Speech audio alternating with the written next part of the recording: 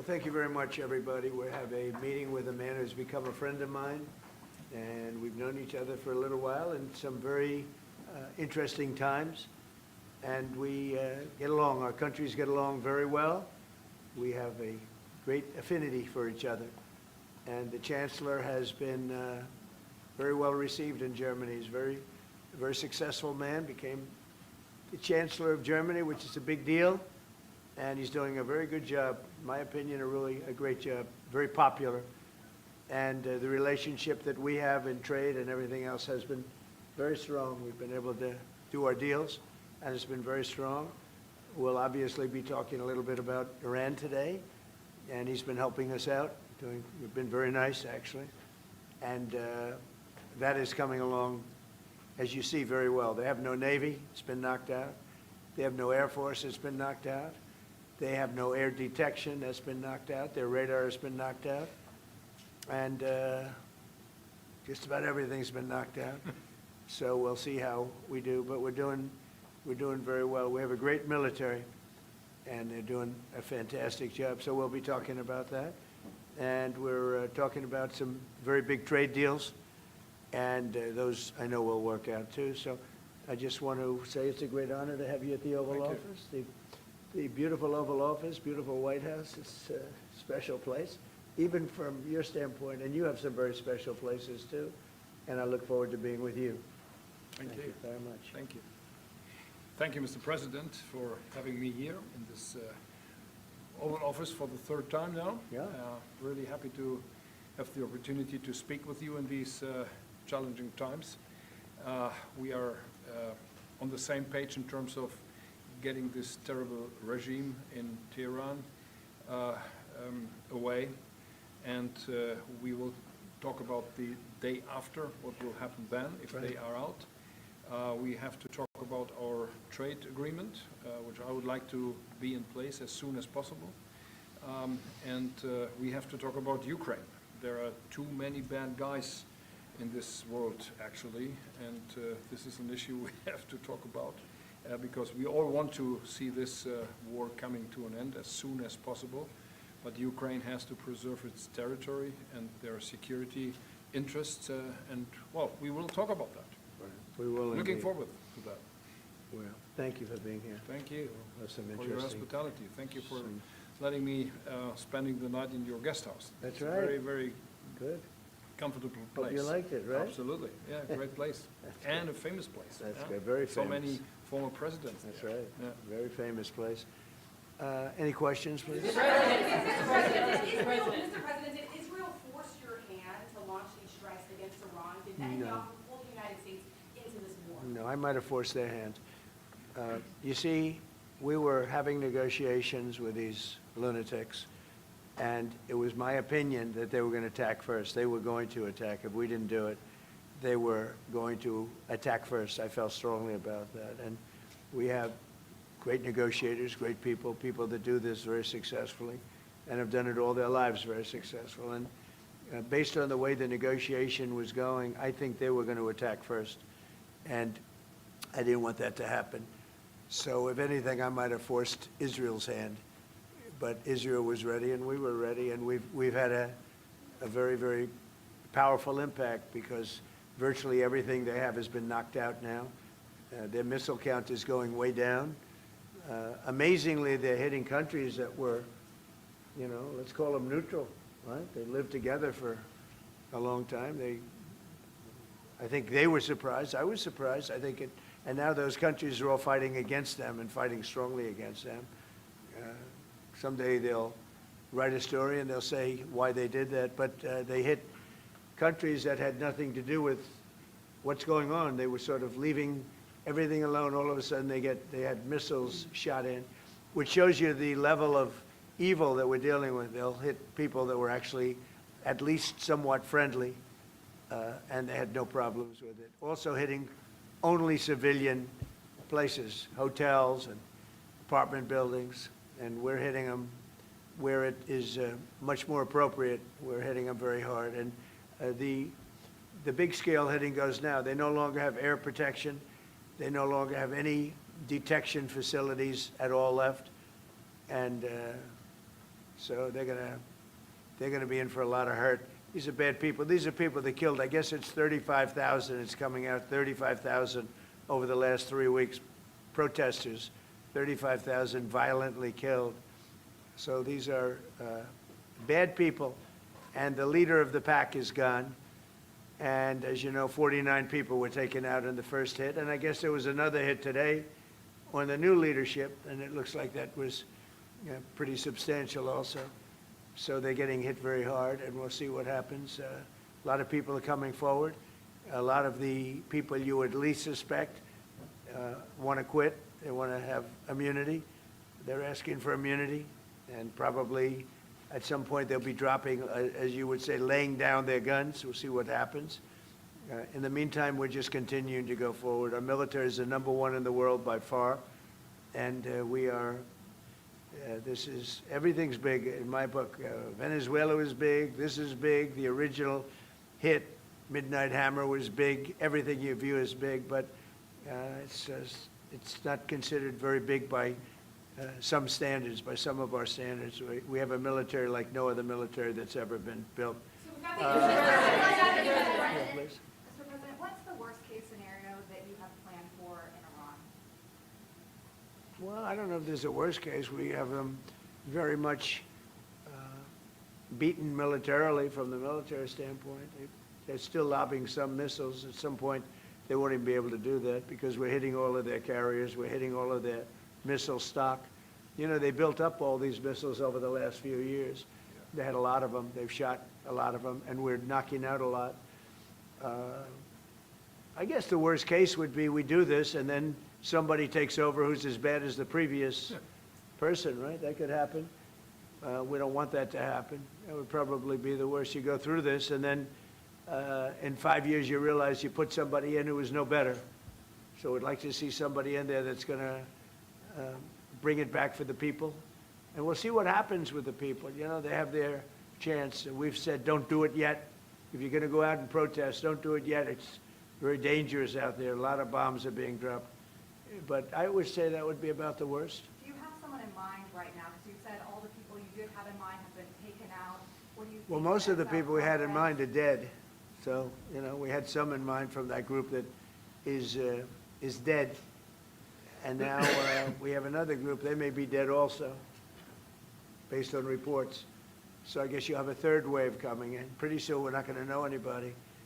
But we have, I mean, Venezuela was so incredible because we did the attack and we kept government totally intact. And we have Delcy, who's been very good. We have the whole chain of command, and they've been, you know, look, the relationship's been great. We've taken out 100 million barrels of oil already, and a big part of that goes to them, and a big part goes to us, and it's been great. We paid for the war many times over, and we're going to be running the oil, and Venezuela is going to make more money than they ever made, and that's great for the people. The relationship has been great. It's been seamless. Nobody's actually ever seen anything like it. If you look at Iraq, where very stupidly everybody was fired, the generals were fired, the military was fired, the police were fired, the fire departments were fired, and all of the government workers were fired. So after, you know, people would call, they had no idea. And by the way, ISIS was formed. That's where ISIS came from, all of the fired people. We don't believe in that. So we'll see what happens, but first we have to finish off the military. What do you think? Crown Prince Reza Pahlavi, is he an option at all in your mind? I guess he is. Some people like him, and we haven't been thinking about too much about that. It would seem to me that somebody from within maybe would be more appropriate. I've said that. He looks like a very nice person, but it would seem to me that somebody that's there, that's currently popular, if there's such a person. But we have people like that. We have people that were more moderate. You know, these were radical lunatics, and you know what they get? They get nothing. All they do is kill people. Mr. President, what exactly was the imminent You've threat, asked, Mr. or President? not your turn. What exactly Not your was- turn, please. Mr. President, you've been to take the heat off the Europeans to present to the Al-Huma Rusik hold on the allies What does that mean? Well, you have to ask Mark Rutte. He said not as part of NATO, but to be helpful to you in this. And we'll Well, do some that of the in- European nations have been helpful and some haven't. And I'm, very surprised. Germany's been great. He's been terrific. Others have been very good, terrific. I think that the head of NATO, Mark, is fantastic, okay? He is. Mark Rutte. I think he's fantastic. But some of the European, like Spain, has been terrible. In fact, I told Scott to cut off all dealings with Spain. Spain, first of all, it started when every European nation, at my request, paid 5%, which they should be doing. And everybody was enthusiastic about it, Germany, everybody. And Spain didn't do it. And now Spain actually said that we can't use their bases, and that's all right. We could use their base if we want. We could just fly in and use it. Nobody's going to tell us not to use it, but we don't have to. But they were unfriendly, and so I told him we don't want to. Spain has absolutely nothing that we need other than great people. They have great people, but they don't have great leadership. And as you know, they were the only country that in NATO would not agree to go up to 5%. I don't think they would have agreed to go up to anything. They wanted to keep it at 2%, and they don't pay the 2%. So we're going to cut off all trade with Spain. We don't want anything to do with Spain. What is the expectation towards? And I'm not, by the way, I'm not happy with the UK either. That island that you read about, the lease, okay, he made it, for whatever reason, he made a lease of the island. Somebody came and took it away from him. And it's taken 3-4 days for us to work out where we can land there. It would have been much more convenient landing there as opposed to flying many extra hours. So we are very surprised. This is not Winston Churchill that we're dealing with. Mr. President, what's your expectations towards Germany? What can Germany do and what should Germany do to help you in this one? Well, I think they're doing it. I mean, they're letting us land in certain areas, and that's, we appreciate it, and they're just making it comfortable. We're not asking them to put boots on the ground or anything. I mean, we're just, they're a respected country. I have a very good relationship with the country. We have, in particular now, with this leader, with this new leader. I think he's an excellent leader. I had my differences with Angela. I said, you're hurting your country with immigration, and you're hurting your country with energy. And we have a man sitting on my right that is, I think, pretty much the opposite of her on energy and the opposite on immigration. And I think he's doing very well. Mr. President, commercial air travel right now is severely restricted in the Middle East, and thousands of Americans are stranded. Why wasn't there an evacuation plan, and will you send planes to get people out? Well, because it happened all very quickly. We thought, and I thought maybe more so than most, I could ask Marco, but I thought we were going to have a situation where we were going to be attacked. They were getting ready to attack Israel. They were getting ready to attack others. You're seeing that right now. And a lot of those missiles that are hitting in, those are stationary. Those were aimed there for a long period of time at these other countries. So I think I was right about that. We attacked first. And if we didn't, it could have been, look, we're really decimating them. They're being decimated. And if we didn't, and by the way, we have massive amounts of ammunition. We have the high end. A lot of it was given away stupidly by Biden, very stupidly, for free. And I'm all for Ukraine, but they gave away a lot. As you know, when I give away ammunition, everybody pays for it. The European Union's paying for it. Then they can do what they want with it, but they are giving it, let's say, to Ukraine, and it's okay. But we gave away a lot of high end, but we have plenty. But we have unlimited middle and upper ammunition, which is really what we're using in this war. And we have really an unlimited supply.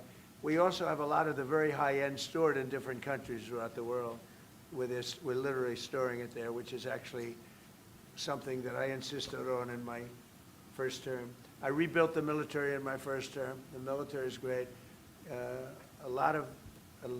Unbelievable amount of ammunition, or munitions, as they say, we're giving away to, the Wall Street Journal incorrectly covered the story when they said that it was given away to the Middle East. Not to the Middle East, it was given away to Ukraine. Very little was given to the Middle East. Middle East would buy a lot, and some of the nations, because they're rich, they have a lot, but it was given away to Ukraine.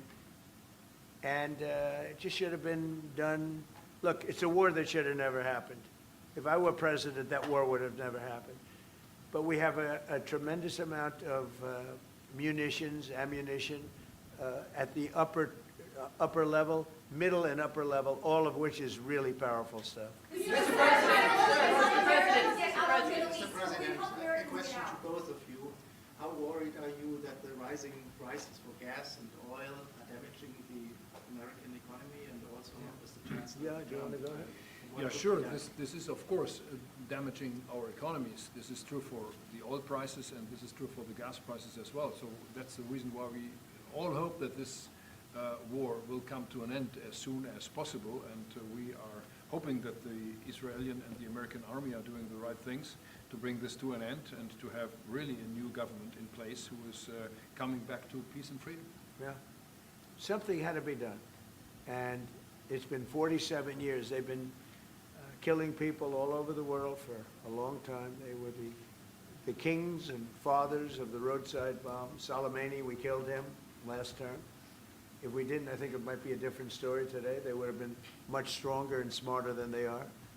But they did the roadside bombs. 95% of the people lost their legs, arms, had their face wiped out, just wiped out. I've seen some young people that it's so sad to watch. And that was almost all, 95% comes from Iran and with Soleimani. Soleimani loved his favorite weapon. He loved the roadside bomb.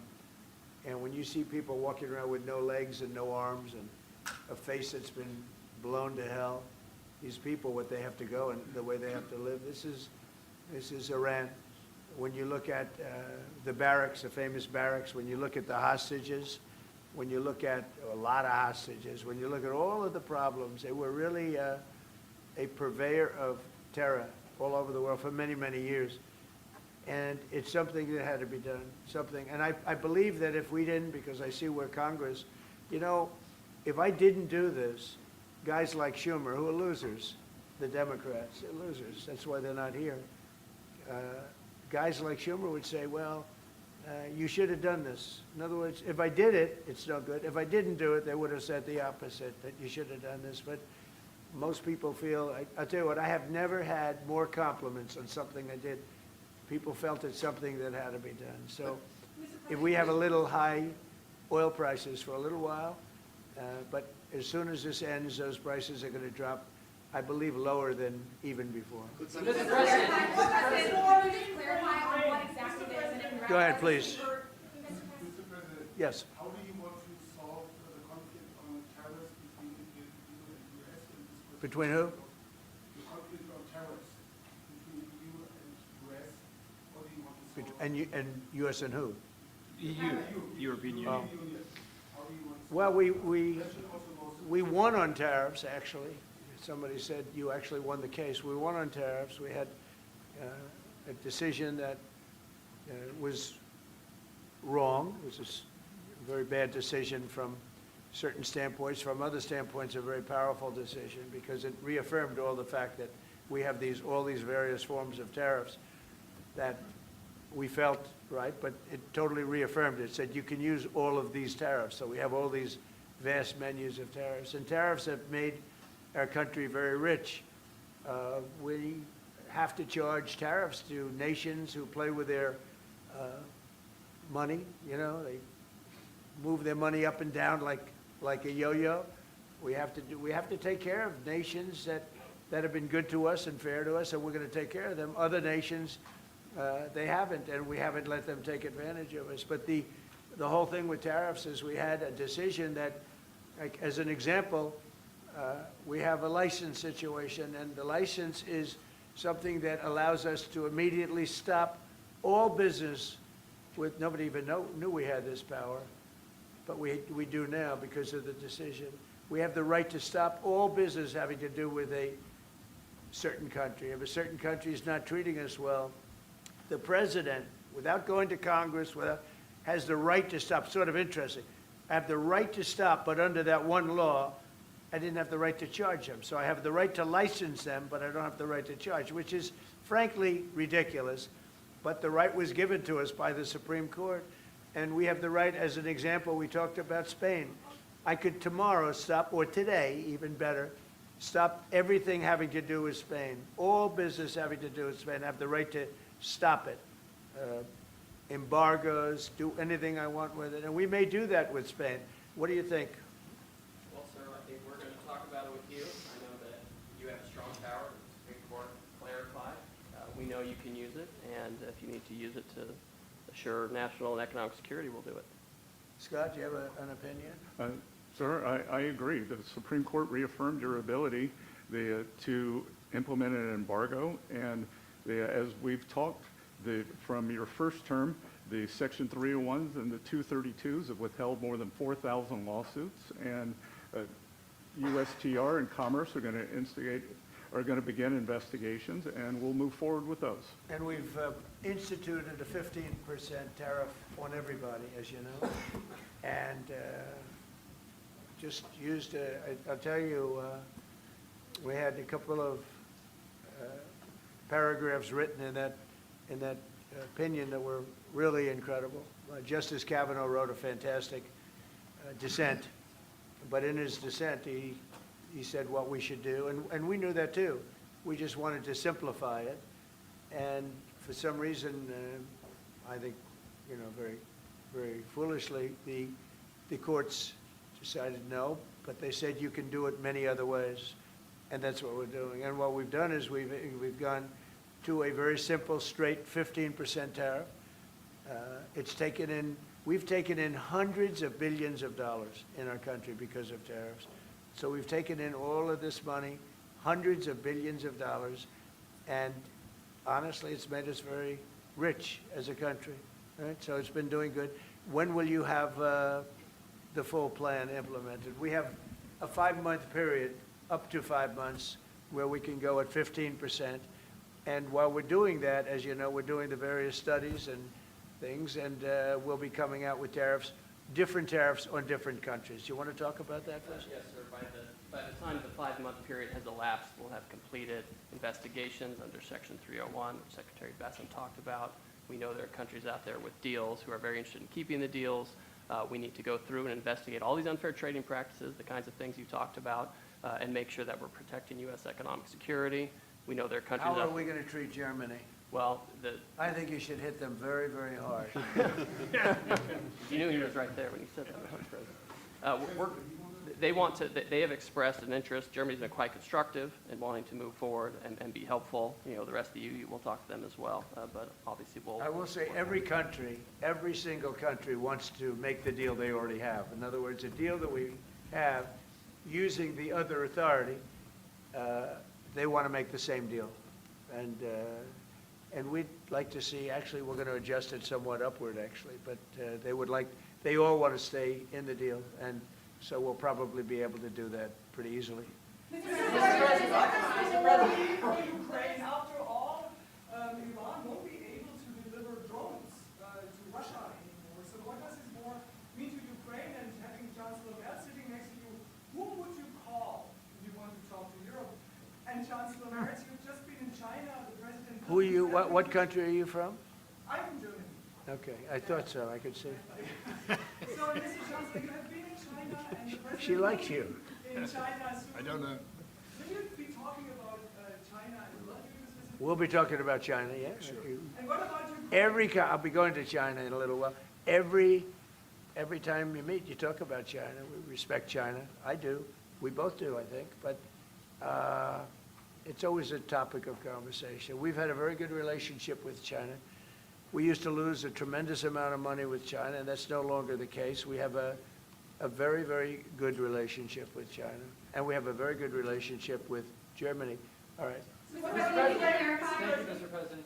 We've seen countries around the world, many of whom don't usually work together, working with the United States on Iran, whether it's Saudi Arabia working with the United States, Israel, Qatari shooting down Iranian aircraft, and we've also seen European countries step up. Why are we seeing, such unity around the world against Iran? That's a great point. Look, they're just evil. They're, it's not the politics, it's their whole philosophy, it's their whole, where they come from. It's terrible.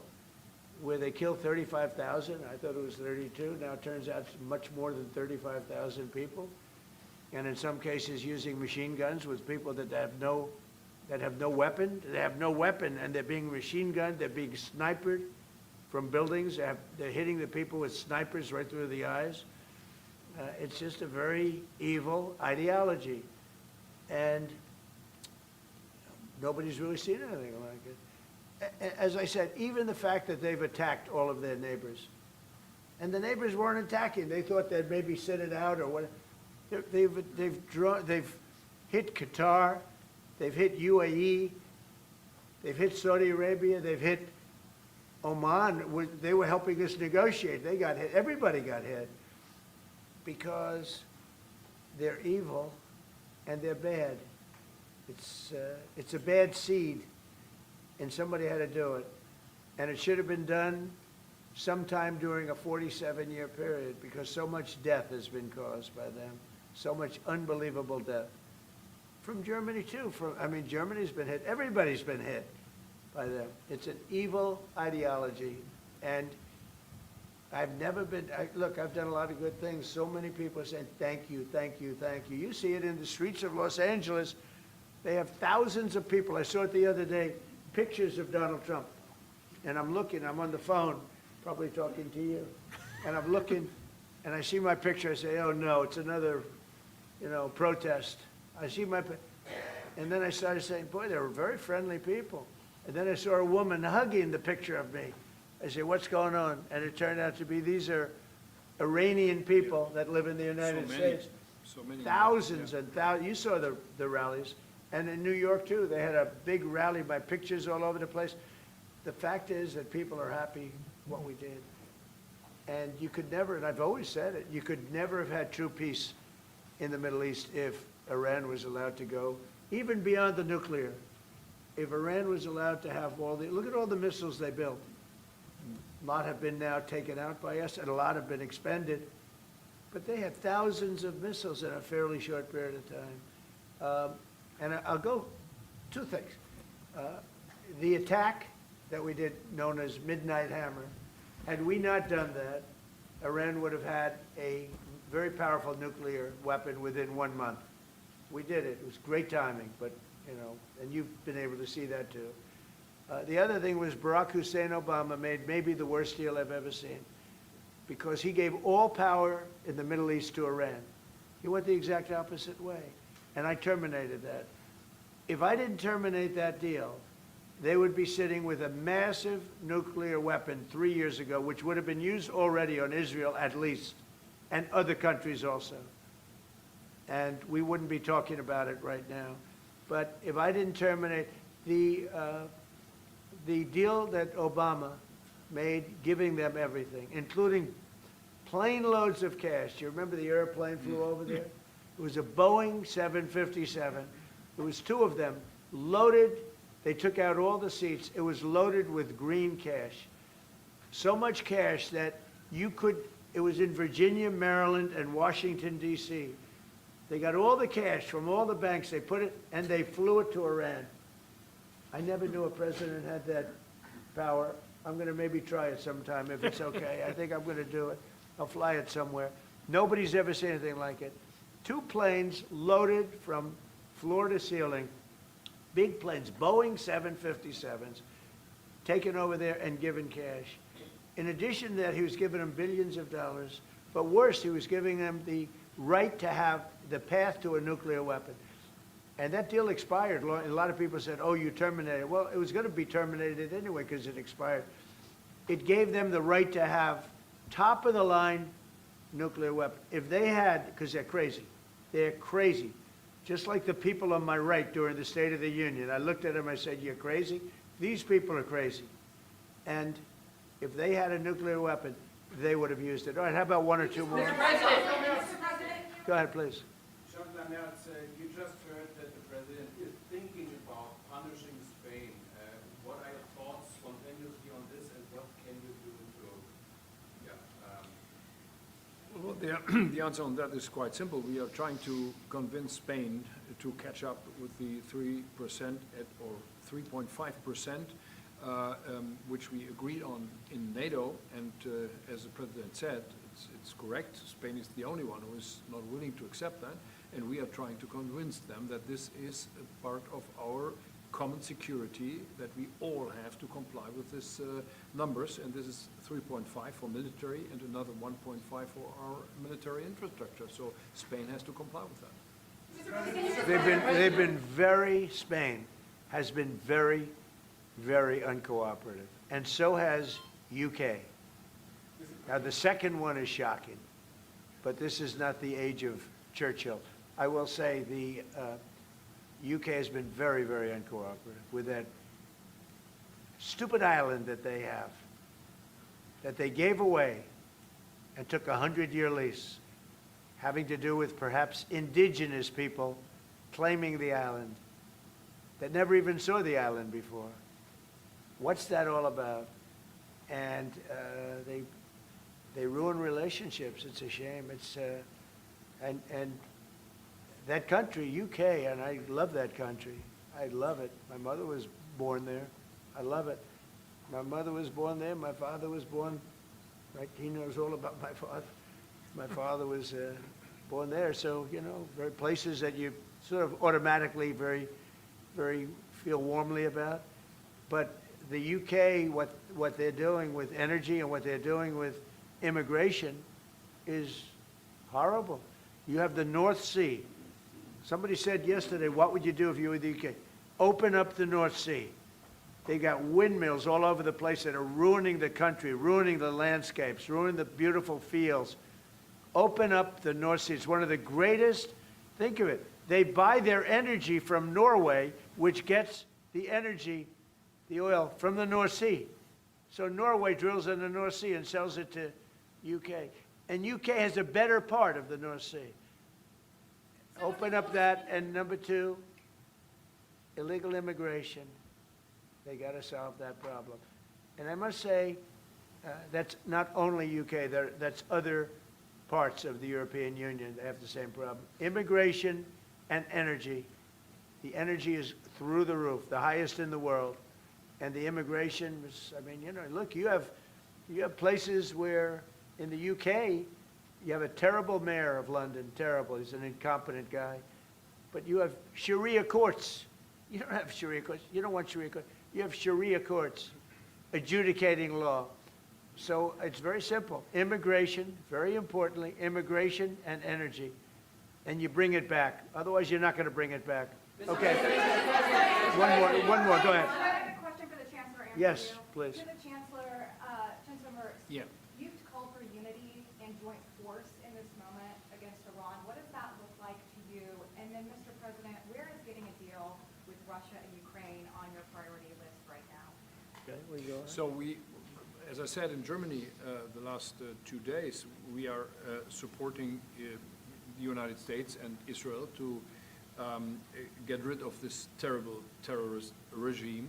And we are looking forward to a day after, and we have to talk about the strategy, what is following after this regime is away, and we have to strategize on this entire region, and we are having a high interest in common approach and common work and what we can do, and this is important not just for the Americans. This is extremely important for Europe and extremely important for Israel and their security. So we are really looking forward to find ways how to deal about the day after. And as far as Russia, Ukraine, where is it on my priority list? Very high. We thought that, I thought it was going to be one of the easier ones. I've settled 8 wars, and actually maybe one more than that. But minimum 8 wars, big ones, potential India, Pakistan, big wars, very important, big ones. I thought this was going to be much easier than it is. There's tremendous hatred between President Putin and President Zelensky, tremendous hatred. I've seen a lot of hatred in my life, but I think this is about top scale. I believe it's going to happen. Sometimes I blame one, sometimes I blame the other. I think it's going to happen, but it's high on my list. Not in that it affects the United States so much, because it's very far away, but last week, last week and for the last 4 weeks, actually, 32,000 soldiers died. 32,000. And it's been averaging 25 to 30,000 soldiers a month have been dying in that stupid war. And I'd love to see it ended. It's the worst that there has been since World War II. If you can't get a deal, what will that mean for you? All you can do is do your best, you know. It takes two to tango, and they have to get along. They have to be able to talk to each other. They hate each other a lot. That has an impact, you know. It really has an impact. It's bad for both. The saddest is that if the election weren't rigged, my election, that war would have never taken place. And you know what else wouldn't have taken place? Allowing 25 million people to pour through an open border. That wouldn't have taken place. A lot of things would have been different. But we're doing very well, and I think a big factor in this world and future factor is what we're doing right now with Iran. If we don't stop them, or if we didn't stop them, or if we didn't start, they've been decimated. But if we didn't do what we're doing right now, you would have had a nuclear war, and they would have taken out many countries, because you know what? They're sick people. They're mentally ill, sick people. They're angry, they're crazy, they're sick. Thank you very much. Thank you very much, everyone.